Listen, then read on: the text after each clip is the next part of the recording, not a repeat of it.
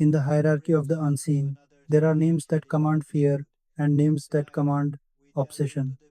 Deep within the pages of the Ars Goetia, the first book of the Lemegeton, lies the 12th spirit, a great prince of hell. He is not a spirit of war, nor a king of gold. He deals in a much more volatile currency, desire. Tonight, we step into the shadows to profile Sitri, also known as Bitru, the spirit who can ignite love, strip away secrets, and command the very hearts of men and women. But be warned, dealing with the prince of pleasures often comes with a price that isn't paid in coin. Sitri is ranked as the 12th spirit in the Goetic cycle. He governs 60 legions of spirits, a massive army for a prince whose primary domain is the bedroom and the heart. His appearance is striking. The grimoires describe him first as having the head of a leopard and the wings of a griffon. It's an image of predatory grace. A leopard is a silent stalker, a griffon is a noble guardian of treasure. But Sitri is a shapeshifter. At the conjurer's command, he takes the form of a human, and not just any human. He is described as being exceedingly beautiful. Why the change? Because Sitri is the personification of lust and passion. He represents the transition from the animalistic urge, the leopard, to the idealized, beautiful human form we project onto those we desire. Sitri inflames the love of man for woman and woman for man. He is the ultimate matchmaker, but without the hallmark sentimentality. This is raw, magnetic attraction. He makes people see one another in a way they never did before. The revelation of secrets. This is where things get dark. Sitri has the power to compel people to reveal themselves literally and figuratively. He can make individuals mock or betray their own secrets, or even compel them to appear naked if the conjurer demands it.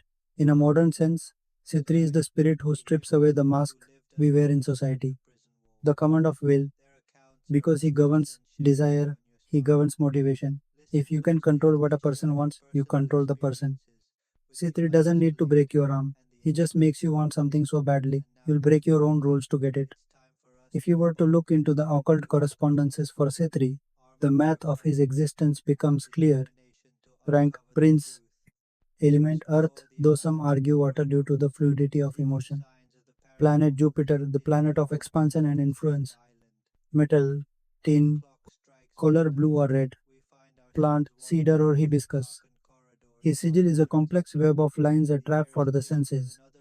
In modern occult practice, practitioners often use this seal as a focal point for meditation, seeking to tap into their own hidden charisma or to understand the truth behind a complicated relationship.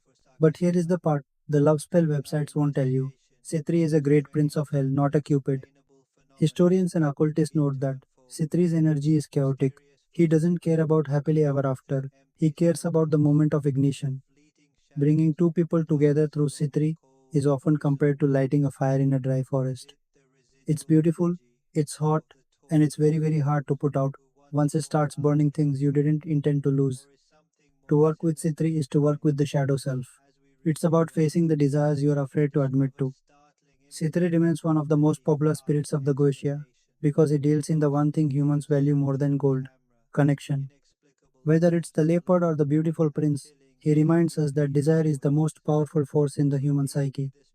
Whether you view him as a literal entity, a psychological archetype, or a relic of medieval myth, the lesson of Sitri is clear. Be careful what you wish for, because you might just get it. Most people approach Sitri for love, but the grimoires hint at a much more unsettling power the power of involuntary truth. It is said that Sitri can compel an individual to mock themselves. This isn't just about making someone look foolish, it's about the destruction of the ego. C3 forces the target to act out their hidden fantasies in the light of day, stripping away their social standing, their dignity, and their secrets. In the courts of the 17th century, occultists whispered that Sitri was the patron of the scandal. If a high ranking official suddenly ruined their reputation for a fleeting moment of passion, it wasn't seen as a mistake, it was seen as the touch of the leopard prince.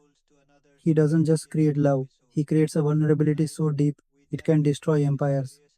Today, modern practitioners of chaos magic and demonolatry view Sitri differently. They see him as a master of glamour magic. In an age of social media, glamour isn't about glitter, it's about the manipulation of perception. To work with Sitri today is to ask, how do others see me? Practitioners use his sigil to enhance their aura, making themselves appear more magnetic or influential in professional and social circles. But modern magicians give a stern warning. C3 is an accelerant. If your relationship has a tiny crack in it, C3's energy won't fix the crack. It will blow the door off the hinges. He brings the truth to the surface, and sometimes the truth is that the person you desire isn't who you thought they were. Traditionally, those who seek to communicate with this prince offer scents that stir the senses.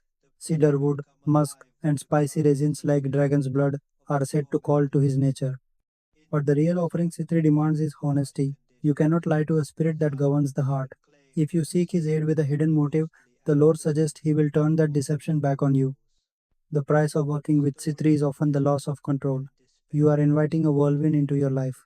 Are you prepared for the person you desire to actually see the real you? C3 strips everyone naked spiritually and physically. There is nowhere left to hide. So we return to the question, is C3 a demon of the pit or a mirror of our own deepest longings? Perhaps he is both. He is the flame that lights the path to another person, but he is also the fire that can burn the house down. Before you go, look at his sigil one last time. Notice the complexity, the sharp turns, the hidden center. It is a map of the human heart, beautiful, dangerous, and impossible to fully master. To truly understand Sitri, we have to look further back than the 17th century grimoires. The spirits of the Goetia didn't appear out of thin air. They are often echoes of older, pagan deities that were reclassified during the rise of the church. Some scholars link Sitri to the darker aspects of Eros, not the chubby cherub we see on Valentine's Day, but the primordial Greek Eros, a force so powerful it could unhinge the minds of gods and mortals alike. Others see flashes of the Egyptian god Set or the Babylonian Ishtar in his more chaotic, lust driven attributes. Why does this matter? Because it tells us that Sitri represents a universal constant. Long before he was the 12th spirit, he was the force that drove soldiers to desert their posts and kings to trade their crowns for a kiss. Sitri is the old god of the pulse, the heartbeat, and the fever dream. Let's look at the sigil itself. In the occult, a sigil is a telephonic number to the subconscious. But look closer at Sitri's design. Notice the interlocking loops. In sacred geometry, these represent the entanglement of two souls. They aren't clean circles, they are pulled and stretched, suggesting the tension and tug of war inherent in intense passion. The sharp vertical spikes at the top and bottom symbolize the as above, so below principle that the physical act of desire is inextricably linked to a spiritual transformation. If you stare at the center of the sigil for long enough, the lines seem to shift. This is intentional. It's designed to induce a light trance. Throughout lowering the history, barrier there are between your moments of conscious madness mind of and the heart Prince that of bear Pleasures. Sitri's signature. Consider those who have thrown away everything wealth, family, and safety for a single person who eventually became their ruin. Occultists call this the Sitri fever. It is the sensation of being possessed by a need that defies logic. When we see these patterns in history, we see the 12th spirit at work. It provides the glamour that blinds the victim to the consequences. This is his primary irony. Sitri gives you exactly what you want, but he removes the wisdom required to handle it. He is the master of the tainted wish. We often associate Sitri with the low desires of the flesh, but his rank as a prince connects him to the high influence of Jupiter. In the occult, Jupiter is the planet of expansion, growth, and excess. For those who study the path of the prince, the atmosphere of the work is everything. Sitri does not respond to the sterile or the cold. He is a spirit of the sensory. Traditional records suggest his presence is often preceded by a sudden shift in the room's temperature, a heat that has no physical source. Some practitioners report the scent of expensive perfume or musk appearing out of thin air. This is the Sitri vibration. It is the art of glamour. To truly understand him, one must understand that he operates on the frequency of anticipation. The moment before a secret is told, the moment before a first kiss. Sitri lives in that electric tension. He is the master of the threshold, the point of no return where the heart decides to jump into the unknown. To truly master a spirit, you must master their name. Sitri is often called Bitru in the earlier manuscripts of the Pseudomonarchia Daemonum. But where does this name come from? Some occult linguists point to the Hebrew root batar, meaning to cut asunder or to divide. This is a fascinating contradiction to his role as a uniter of lovers. It suggests that Sitri's true function is to cut away the inhibitions, the social structures, and the logic that keep two people apart. He is the great divider. He divides the mind from the heart. He divides the person from their secrets.